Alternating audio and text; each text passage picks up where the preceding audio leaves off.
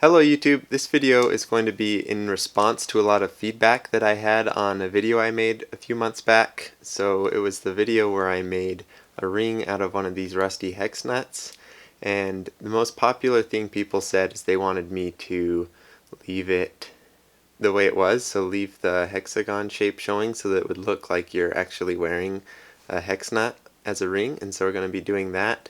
And then I had a lot of people ask questions on what I would do to stop it from rusting, and so we're going to do a few different treatments to each of these to prevent that. Or alternatively, you could just go buy a stainless steel nut, but the reason I like this is the fact that I've already got these, and so it's just kind of fun to upcycle something.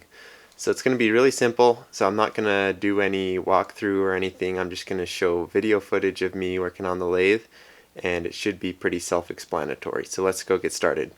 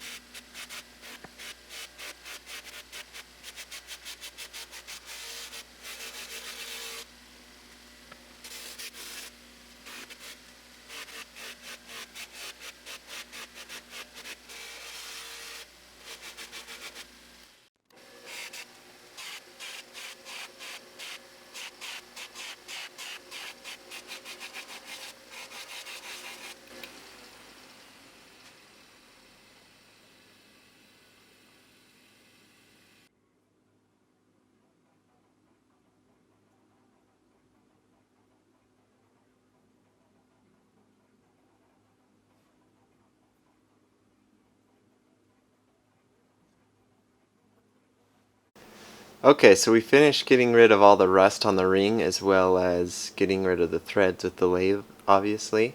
And you can see it just works. Right now that works as a really cool ring. You can see it obviously looks like it's a hex nut. But then we're going to try out a couple different finish methods. There's what's called a black oxide finish, and so basically what you do, you just get a blowtorch and you heat it up till it's red hot, and then you just quench it in oil, and that will give it a black oxide finish that will prevent rust, and then it also looks pretty cool, so we'll try that out. And then after that we'll try some sort of a clear coat, or we might use super glue just to help protect that black oxide finish. And you could just do a clear coat finish right now, but I want that black finish, so I'll go to that step, and then I'll also add another layer of protection to it just to help make that black oxide layer a little bit more durable. It's already pretty, substantial, the black oxide layer itself, but it can scratch away and stuff. So we're going to go ahead and try out both rust protection methods on the same ring, and you'll see the results of how that turns out. One thing I forgot to mention is that you're definitely going to want to clean your ring off really well. I'd recommend using some rubbing alcohol, or just soap and water should work, but clean it really thoroughly because any grease or oil on here will affect the finish that we put on it. So make sure it's just really clean.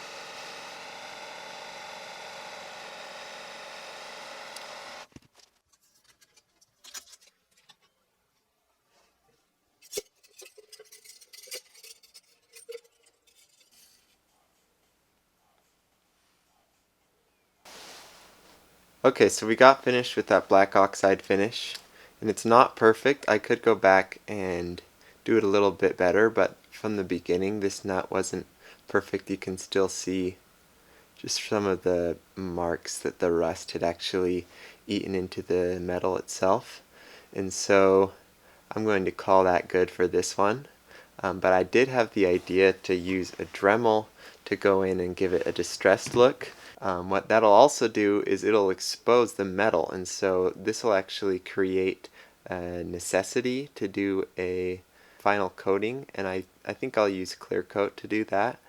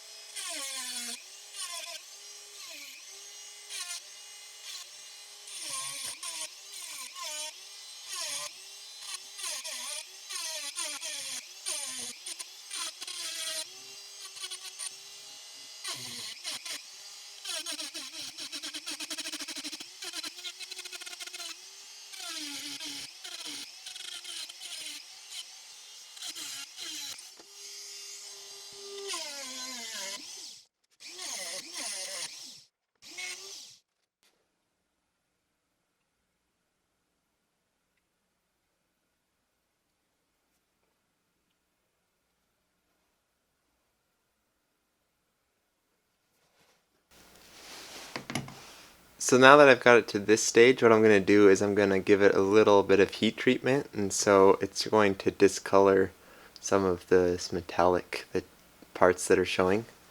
And so that'll be pretty simple. We're not going to dunk it in oil after, we're just going to get a little bit of color change in it.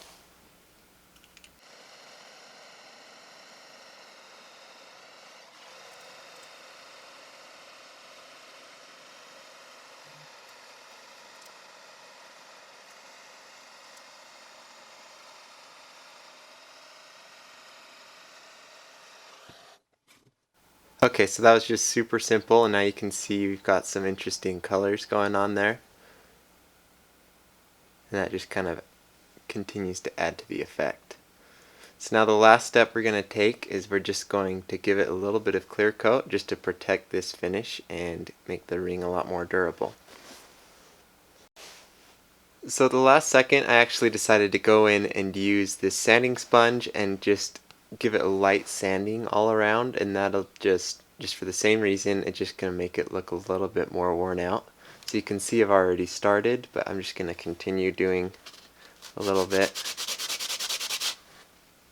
So you can see the effect that makes.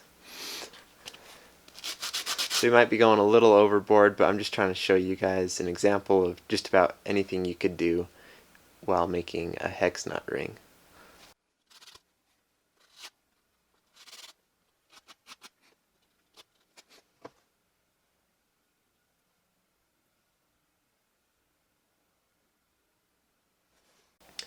Alright, so I've made this little spray booth out of just this cardboard box here, and that's just to protect everything from getting the clear coat on it.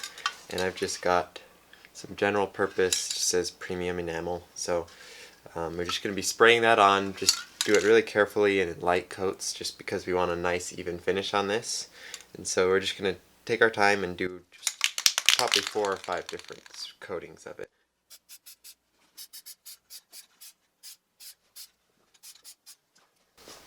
Alright, we'll call that good for now. I'll zoom in on it so you guys can see it a little bit better. But we're just going to wait a few minutes, then we'll come back and we'll rotate the ring a little bit, and then we'll spray it again.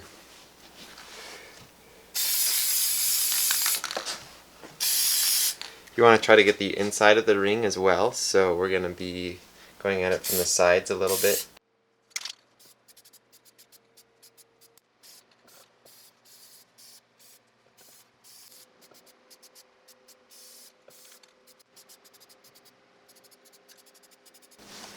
Alright, and here the ring is finished. You can see how it turned out. After I let it dry, I went and I used the buffing wheel to go give it a final polish on everything. So you can see it looks really nice. We did a ton of different things to it. You can kind of just go crazy with all the heat treatments and oxide finishes and all that. And one thing I did want to mention, if you don't have a lathe, you can always use a die grinder or a Dremel or a file. It'll just take a bit longer to do the threads, but essentially it's all just the same thing. You just got to get rid of the threads, size it to your finger how you want it, and just do whatever you want. Go crazy with it, make it look however you think looks best. But that's it for this video. If you like this video, if you want to see more videos, you can see the tutorial I did on how to make this ring. I have a ton of other ones. There'll be some cards that pop up right here. You can click on any of them to go look at my website. You can support me on Patreon, whatever. You'll see it all up there. Just check that out, and if you enjoyed the video, go ahead and give it a thumbs up, and if you disliked it, give it a dislike and tell me what I can do better in the comments. But thanks for watching. I hope you have a great day, and I'll see you in my next video.